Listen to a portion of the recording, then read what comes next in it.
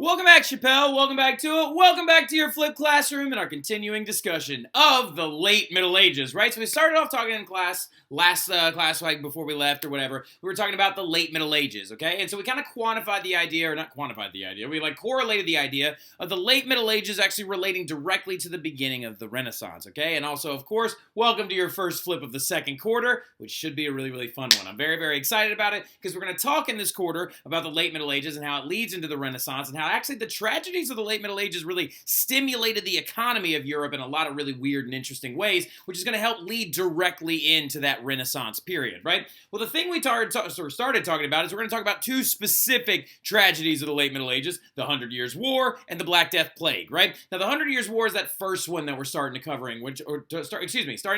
which is that really, really long war that we talked about, which is absolutely insane that you could have been born at the beginning and would not live to see the end of it. Started in 1337 and is going to rage on until 1453. And like many other wars that we've talked about in European history, it has everything to do with a succession crisis, okay? Because what's going to happen is the King of France is going to die. It was Charles IV is going to die with no heirs to the throne, right? Because as we know, succession crises, that's how they typically play out. This Louis died, Philip died, Charles dies, we got no legitimate heirs to the throne. But there was somebody that was ready to take the throne, that being Edward III, the King of England, right? But he would have had to inherit the throne through his mom, which would have, of course, as we talked about in class, would have been a violation of that old law on the books in France known as Salic law. And Salic law, of course, stated that no man can actually inherit the throne through a woman, right? So going into this entire idea, though, Edward III is going to try to claim the throne, but the French people are instead going to actually elect a guy by the name of Philip VI, right? Philip VI is going to end up taking the throne, starting what is known as the Valois dynasty of France after the Capetians die out. Now, looking into this thing as well, but is this enough to start an entire war, you might ask? Is it enough to start a war that's going to kill millions of people and then also last for over 100 years? Not really, because what ends up happening after the fact is the key crucial part that escalates the war into a massive conflict. Pierre, quit messing with that stuff, okay? But the big thing about it, though, is this war that would rage between England and France for 116 years, actually, is going to mostly come down to the fact that Philip told Edward that he is going to strip his lands in France away from him. Why did the King of England have lands in France, you might ask? A lot of it relates back to that old William of Normandy thing, right? Remember when William of Normandy at the Battle of Hastings went and took over England away from Harold Godwinson? Well, he was a French leader, right? He was the French leader of Normandy. So whenever he becomes actual king of France, that means that actually kings of England for a long period of time are going to own lands in France, right? So Edward III owned some land in France. It was called Aquitaine, right? And he was like, I'm going to keep that land, blah, blah, blah, blah, blah. Philip takes it from him and then also tells Edward that if you want it back, you must come here and actually swear allegiance to me as one of my subjects while you're in France. And this ignites the entire war and blows it up all into pieces, okay? So really, really quick, I know we talked about all that stuff in class, but I just wanted to go over it one more time again because it was our first lesson back, right? Want to make sure we have all those important details. But speaking of important details, when you're talking about the 100 Years' War, you can basically cook the entire thing down into about 5 specific details that you need to know, right? Get out of there. So, now, sorry about that. He is digging around in his mom's book bag, all right? So now, look. Big thing that we need to understand about the 100 Years' War, though, is it can be cooked down into about 5 key details, right? 5 little details that you need to understand really, really well when it comes to talking about the 100 Years' War. First and foremost, Pierre, is like I said 2 seconds ago, it actually lasted 116 years, right? 116 years because it's from 1337 to 1453. Why don't they call it the 116 Years' War? That doesn't really sound as good. The other funny thing about it is it really probably shouldn't even be called the 100 Years' War because it only really had 9 big battles in it, right? 9 big battles, and when you actually look at the historiography of the entire thing, it's actually several smaller wars that we just use the term 100 Years' War to cover the entirety of the thing. Kind of like when we talked about the struggle of the orders back in Rome, when the plebes kept going on strike repeatedly different times trying to get different laws passed in ancient Rome. We call that entire event the struggle of the orders, right? Just like we call all these little wars cooked into one big war the 100 Years' War, right? Stop licking me. And so now, also, though, there's going to be large periods of peace between everything because, wars are really expensive. So they kind of kept having to, call an end to the war repeatedly just so they could actually raise enough money to keep fighting the war. Another big thing that, of course, happens during the war itself as well is the Black Death Plague, which actually breaks out in Europe 10 years into the war and causes a very, very long period of time where they actually don't fight, battles or wars during that time because you don't really want to fight a war, while everybody's dying, right? Well, this war led to people dying, but you know what I'm saying. Well, everybody's sick. So going into it, though, also something else that you need to understand, Pierre, is that England was actually crushing France for the large bulk of this war, right? England was whooping that French butt, right? Like, so for the most of this war, just because actually a lot of it had to do with a lot of messy alliances and also the fact that England just had a much more larger and reputable military, right? So if we're looking at this map right here, you can actually see what I'm talking about, Pierre, right? Do you see the different colors on the map right there, right? Everything in green actually represents England, okay? And this right here is that land called Aquitaine that actually Edward owned at the onset of the war that he was going to get stripped away from him by Philip VI, which starts the whole war originally.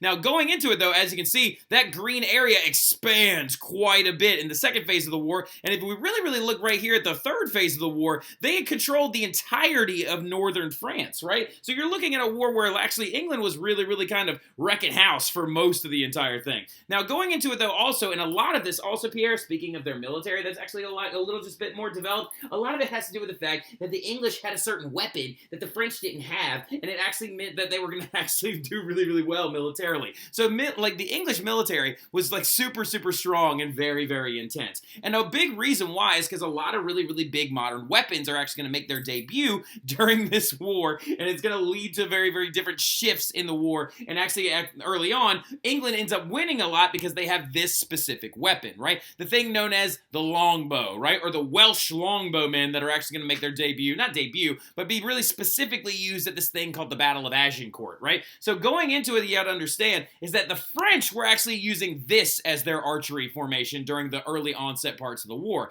Now, the French crossbowmen was just not very efficient, right? It wasn't very efficient, as you can see in this little writing right here on the other side. It actually, they were very vulnerable to the English archers, right? Because it actually took a long period of time to actually reload them. If you lose the actual reloading device, the thing is now just a big chunk of wood. And also, crossbows don't fire arrows in essence. They actually fire these things called bolts. They're actually very small arrows that actually don't go very far, and they're not super accurate. Whereas a Welsh longbowman, hailing from Wales, the area of the Isle of England, they actually were very well trained, and they used what's called a longbow, right? And a longbow is much longer, hence its name, and you also aim it upwards. Now imagine for a hot second you have several hundred of these Welsh longbowmen, and you've got a French force charging at you. Now we're just going to rain arrows down on you to actually really take out a huge chunk of your numbers. Now there's a very good movie that's actually on Netflix that was actually made by Netflix, and it's called The King, and it takes place during the 100 Years' War, and Timothy Chalamet actually plays the main character, that of Henry V, right? He plays Henry V that actually goes into the Battle of Agincourt, because something that you need to understand is Edward III, the guy that started this whole war, died pretty soon on into it, okay? And going into it, you have to understand there's going to be, basically the war in its essence that lasted for 100 years all revolved around the same thing. Who is going to be the King of France? Who is it going to be? We want an English person to do it. We want a French person to do it. So at one point or another, there was a very large fight between the Mad Prince Charles, or excuse me, not Mad Prince Charles, the King Charles the Mad, Charles VI, and also against Henry V. And this famous scene from that battle kind of perfectly describes how the Welsh longbowmen were used. Forever mark the site of your gallows disgrace. Archers! Stop! Draw! Blue!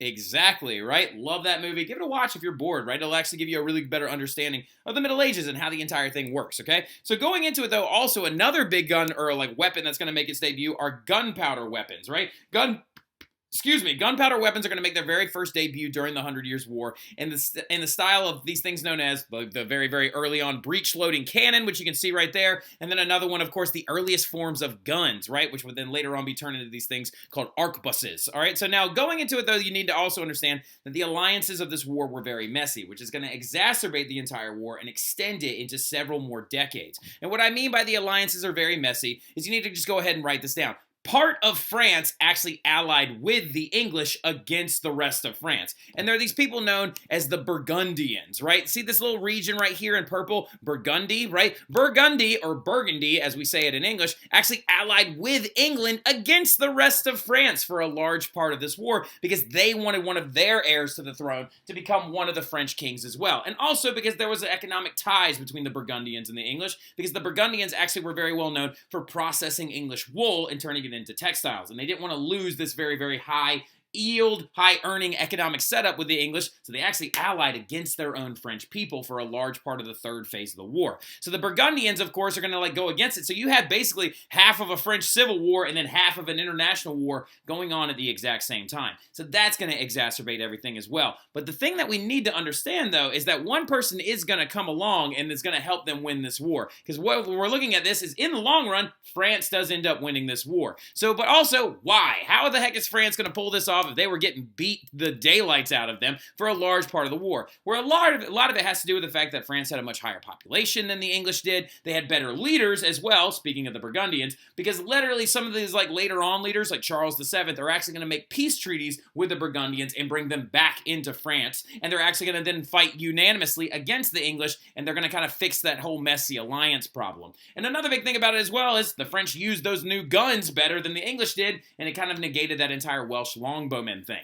Now, going into it, though, also, you need to understand that when the French were on the brink of destruction, a certain person came along that was a very unlikely hero that led them to several victories that are going to kind of turn the entire tide of the war and really take the French on forward, and they're going to end up having a massive set of victories that will end up leading them into the eventual victory of the entirety of the war itself. And of course, that hero is named none other than Joan of Arc, the girl that we the woman that we say a prayer to every day at our school this year. Saint Joan of Arc was actually present during the 100 Years' War and led the French to several victories. For example, the ones on the Leon River, and then not the Leon River. What is the name of that river?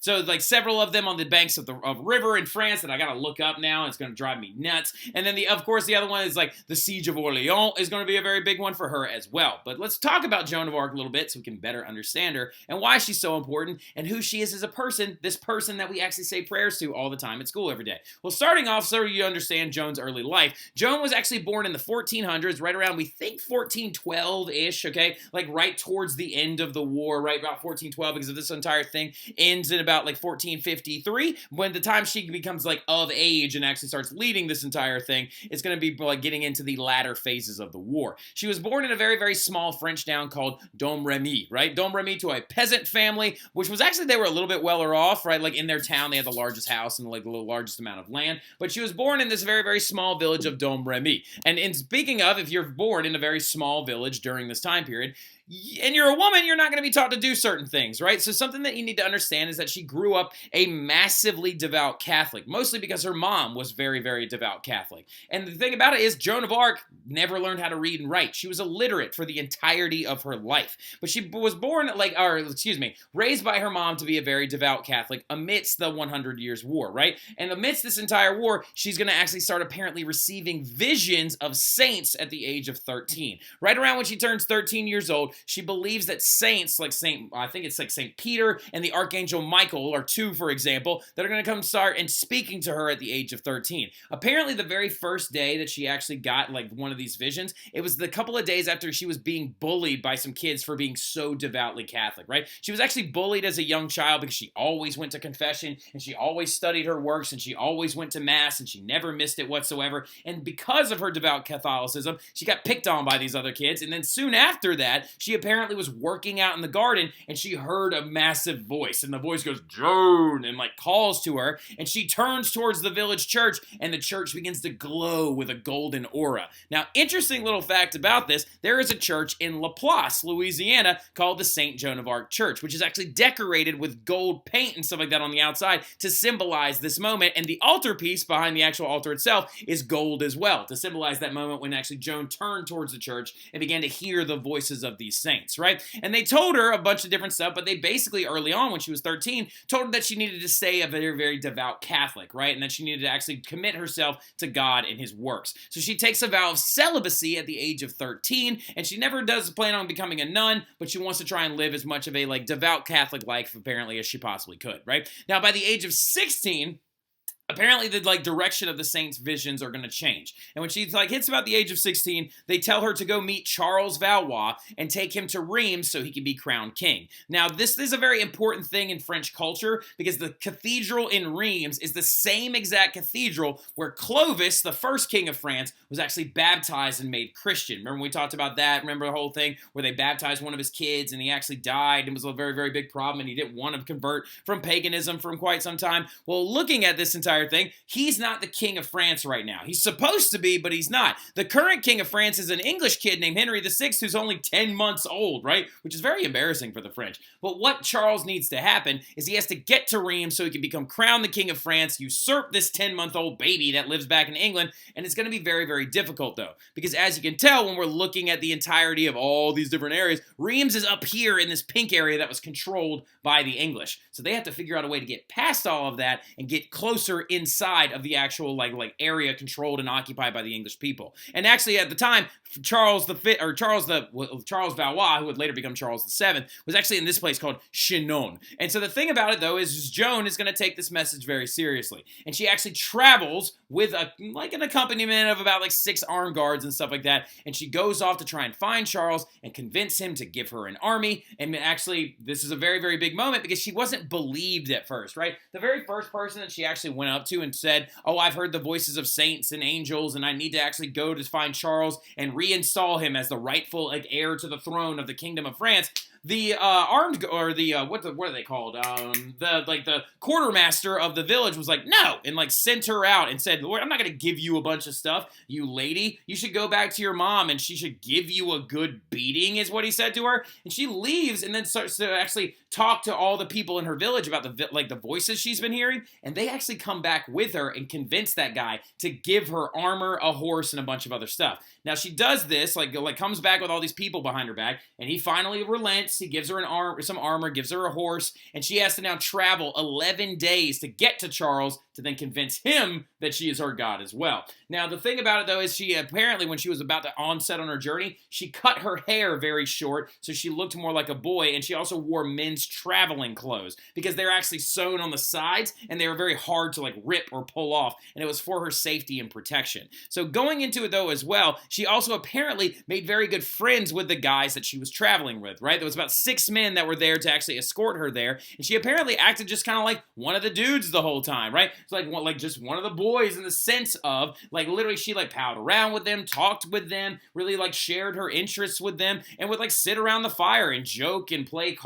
games and do all these other things on this entire journey to get to Charles VI, right? Or, excuse me, Charles VII, who is at the time Charles Valois. Now, how did Joan, though, prove to Charles when she got there that she had heard the voice of God? Well, apparently Charles heard she was coming because it wasn't very, very uncommon at the time that, there were all these people running around saying that they had heard the voice of God. Mostly women at the time, too. So going into it, though, Joan has to find a way to prove to the, would-be king of France that she has actually heard the voice of God. Well, Charles apparently set up a series of tests for her and stuff like that. And what the entire process was, one of the big ones, legend has it that Charles actually invited her into a church where Charles would apparently be sitting on a very large chair at the front. But he actually didn't sit up there. It was actually somebody else that was dressed like him, and he was going to see if Joan went in there and actually talked to him instead. But then apparently Joan walked into this church, turned, saw Charles, and was like, "Oh my God, that right there is the rightful king," and she picked him out of the entire crowd, and she's never even seen him in real life, which is pretty wild when you think about it. But then, of course, another whole process starts where they check to see if she's a witch, and they have a bunch of priests ask her a buttload of questions. But after the entire process Charles is pretty convinced that he thinks that she has heard the voice of God, or at least she believes she has, right? And so the thing about it, though, is Charles gives her an army, right? Gives her an army of completely volunteers, because he literally goes out into the streets and he's like, "Who wants to follow this woman who apparently has heard the voice of angels and the archangel Michael?" And over 1,000 volunteers show up to ride with Joan, and Joan is going to be their leader. And she rides out to save one particular city, the city of Orléans, right? The city of Orléans that New Orleans is actually named after. And so they need to go and take it over because it's the gateway into Paris and the gateway into northern France. And the entire process is it's been being sieged for a long period of time by the English up to this point. Now, when she gets to Orléans with this 1,000-man volunteer army, and she's riding on a massive white horse, and she's wearing armor that is so shiny at the time that apparently it appears white as well. By the way, that right there is the Joan of Arc statue in New Orleans, right outside the French Market in the French Quarter. There are 4 of those statues that exist in like real life. One is in Paris, one is in Philadelphia. I don't know where one of the other random ones is, but the 4th one is actually in New Orleans. And she actually rode out with a banner that on it said Jesus and Mary on it. And when she got there, do you think she was received very well? No, because she was a woman and she was illiterate and stuff like that. The man that actually was in charge of trying to like stop the English from seizing Orléans actually cut her out of meetings, locked her out of meetings, and refused to ever listen to her, right? This guy is now known as the bastard of Orléans, is what a lot of historians actually refer to him as, because he refused to listen to Joan's words. But it didn't really matter because Joan actually heard another vision, and like literally while she was like received this vision, jumped up out of her bed, threw her armor on, went and told her 1,000 men volunteers, we're going to attack the English right now. And she led a massive battle against the English at the siege of Orléans, and she wins. In the process, though, crazy enough, she was wounded. They almost lost the battle there for a minute because they thought they had lost their fearless leader, Joan of Arc. She got shot in the leg with an arrow, and it went 6 inches deep into her thigh. Or no, not into her thigh. That's the wrong one. Shot in the shoulder with the arrow, and it went 6 inches deep into her shoulder at first. And literally, apparently, she walked off, had the surgeon remove it, rips it out, and then she goes back into the battle and leads the men into victory. Now, in this process, though, she then leads, like Charles, to the city of Reims, where he would then be crowned, like, King of France. And he becomes Charles VII, usurping the 10-month-old king that's back in England and stuff like that, because nobody really wants a baby to be your king anyway. And he becomes King of France. Now, in this process, apparently, she was standing right next to him when he kneeled and took over the crown of France, and everyone says that God was with them in that moment. Now, getting into it a little bit, just wrapping up the Joan of Arc story, though, just so you understand, is that Joan of Arc, though, is going to have a very sad, tragic end to her life. Because what's going to happen after Charles is crowned King of France, Joan has to go rogue. Because what actually ends up happening is Charles kind of just cut her out and was just like, okay, thank you a lot, lady, that actually heard the voice of God.